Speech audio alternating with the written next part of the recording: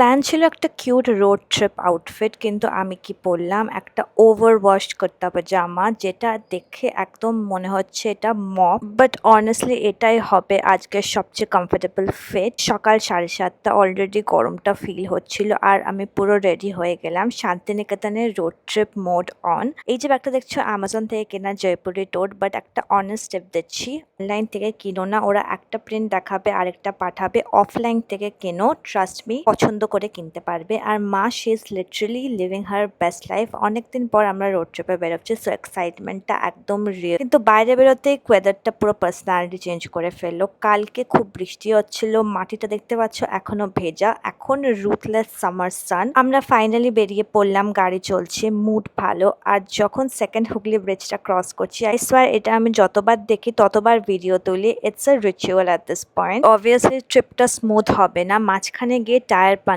হ্যাঁ, literally suitcase বের করতে হলো, রোদ্দুরে দাঁড়িয়ে থাকতে হলো। আর ওই সময় আমি রিয়েলাইজ করলাম আমরা নিয়ে বেরোনোটা ওটা আমার best decision of the day. তবে এই ট্রিপটা আমাদের আর কি কি সারপ্রাইজ দিতে চলেছে।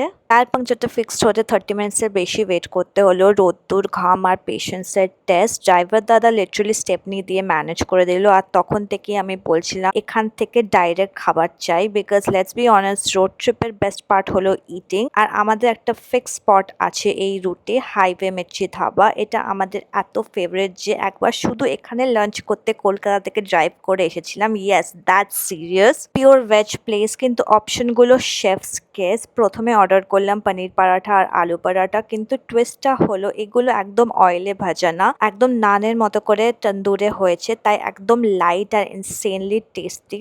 আর সাথে ছিল আচার আর টক দই। পুরো কম্বোটা ছিল। যেটা নিলাম কড়াইশুটির কচুরি, বাট অনেস্টলি কচুরির থেকে বেশি এটা বাটুরা ভাইবস দিচ্ছিল। সফট, ফ্লাফি আর ভিতরে green pieces stuffing. I was obsessed. আর অবভিয়াসলি ম্যাঙ্গো লস্যি, এখানে যাও এটা মাস্ট ট্রাই। করটা এত ফ্রেশ আর রিচ, টেস্টটা একদম আলাদা। ফাইনালি পেট ভরে আমরা শান্তিনিকেতনে পৌঁছে গেলাম। আর বিলিভ মি, তুমি এন্টার করলেই বুঝতে পারবে, শুধু গ্রিনারি, শুধু পিস, একটা আলাদা ভাইব আছে যেটা এক্সপ্লেন করা যায় না।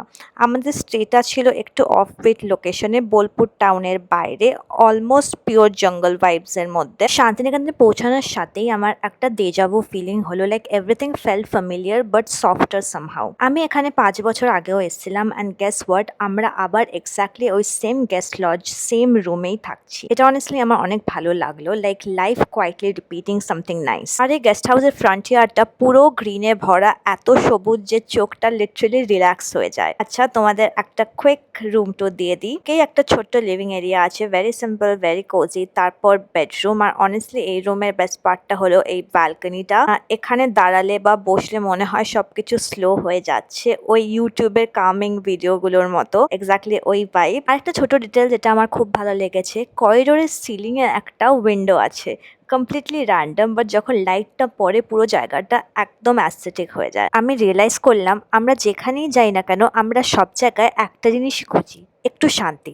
কলকাতাতে থাকতে থাকতে এত নয়েজ, এত রাশ হয়ে যায় যে আমরা বুঝতেও পারি না যে আমাদের অ্যাকচুয়ালি ব্রেকটা কতটা দরকার ছিল। এখানে এসে সাডেনলি সবকিছু স্লো হয়ে গেল, কোনো হারি নেই, কোনো প্রেশার নেই, জাস্ট থাকা। আর এটা ইন্টারেস্টিং না, আমরা এত দূরে ট্রাভেল করি just to feel normal again. কিন্তু অনেস্টলি রুমে ঢুকে ফ্রেশ হব, আনপ্যাক করব, এরকম কোনো প্ল্যান ছিল না। আমরা ডিরেক্ট নিচে নেমে খেতে বসলাম। অলরেডি ব্রেকফাস্টটা এত হেভি করেছিলাম, পরাঠা, কড়াইশুটি, কচুরি, তাই লাঞ্চে রাখলাম একদম সিম্পল, পাতলা মাছের ঝোল, আলু পোস্ত, ডাল। কিন্তু অনেস্টলি একটা জিনিস আমি এখানে এসে রিয়েলাইজ করছি, যে আমরা যখন বাইরে ঘুরতে যাই তখন ফ্যান্সি খাবারের থেকেও বেশি স্যাটিসফাই করে এই সিম্পল ঘরের মতো খাবার। লাইক এখানে বসে ওই পাতলা ঝোল আর গরম ভাত খেতে খেতে সাডেনলি মনে হলো এতদিন আমরা শুধু রাশ করছিলাম, কোনো প্রপার ব্রেক নেই, কোনো প্রপার পজ নেই। আর এখানে এসে একদম বেসিক খাবারটাও এত ভালো লাগে। মেবি এটা ফুডের জন্য না, এটা ওই মোমেন্টের জন্য। যখন তুমি অ্যাকচুয়ালি স্লো হয়ে যাও তখন সবকিছু একটু বেশি ভালো লাগে। এরপর আমরা একদম কুইক রেডি হয়ে বেরিয়ে পড়লাম এক্সপ্লোর করতে।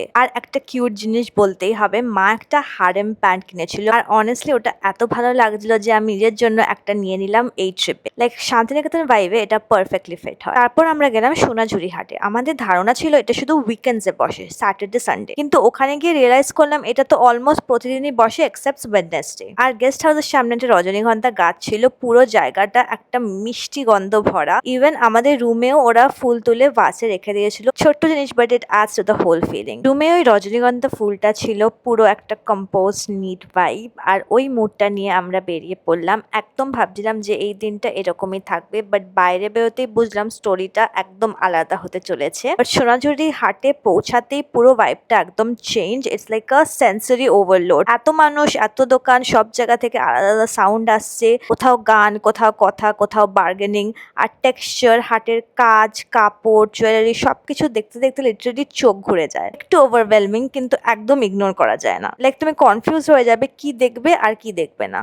সোনাঝুরি হাটে ঢোকার আগে আমাদের একটা ক্লিয়ার প্ল্যান ছিল। মা অলরেডি একটা লিস্ট বানিয়ে নিয়েছিল কার জন্য কি আনতে হবে, মানে একদম sorted, quick shopping in and out. তো অনেস্টলি ঢোকার পর বুঝলাম প্ল্যান বলে এখানে কিছুই থাকে না। প্রথম 2 মিনিটে আমাদের পুরো ফোকাস উড়ে গেল ওই প্যাচ ওয়ার্ক টোট ব্যাগগুলোর দিকে। এটা ওই টাইপের জিনিস যেটা তুমি দেখেই ভাবছো এটা নিলে হয়, জাস্ট ওয়ান, কিন্তু 10 সেকেন্ড পর আরে না না, এটাও ভালো, এটাও ভালো। আর আমি লিটারালি নিজেকে বলছিলাম কন্ট্রোল, এখনো পুরো মার্কেটটা বাকি। ট্রেনে ঢুকতে দেখি সামনে পুরো একটা লাইভ সিন চলছে। মটকা নিয়ে মহিলারা নাচছে, গান হচ্ছে, একদম ওপেন গ্রাউন্ডে, কোনো স্টেজ নেই, কোনো ব্যারিয়ার নেই। আর আমি দূর থেকে দাঁড়িয়ে দেখছিলাম। তার মধ্যে একজন আমার হাত ধরে টানলো, লাইক লিটারালি 2 সেকেন্ডের মধ্যে আমি অডিয়েন্স থেকে পারফর্মার হয়ে গেলাম। প্রথম 5 সেকেন্ড আমি একদম কনফিউজ, কি হচ্ছে, আমি নাচছি কেন। তারপর বুঝলাম এটা ওই শান্তিনিকেতনের মোমেন্ট যেটা তুমি প্ল্যান করতে পারো না, স্ক্রিপ্ট করতে পারো না, শুধু ফিল করতে পারো। আর অনেস্টলি ওই 2 মিনিটে যে হ্যাপিনেসটা পেলাম সেটা কোনো শপিং দিয়ে রিপ্লেস করা যাবে না। তারপর আবার শপিং মোডে ফিরে আসলাম।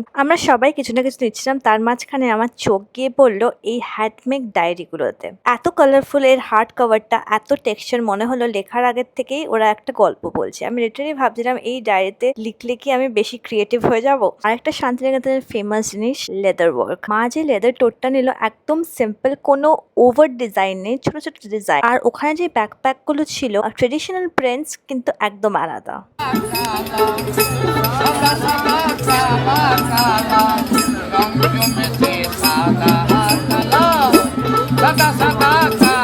স্লোলি আমরা বুঝতে পারলাম ব্যাগ বাড়ছে আর এনার্জি কমছে, পায়ে ব্যথা শুরু, হার্ট ফুল, কিন্তু চোখ এখনো এক্সপ্লোর করতে চায়। লাস্টে লিটারালি আমরা বসে পড়লাম জাস্ট একটু শ্বাস নিতে। আর তখন আমরা রিয়েলাইজ করলাম আমরা কি কি কিনলাম সেটা আমাদের মাথায় নেই, কিন্তু কি কি মোমেন্টস হলো সেটা ক্লিয়ার মনে আছে। এটা হলো part 1 of my Shantiniketan blog. Please wait করো পার্ট 2 এর জন্য। I am coming back with another amazing blog. দেখা হবে নেক্সট পার্ট।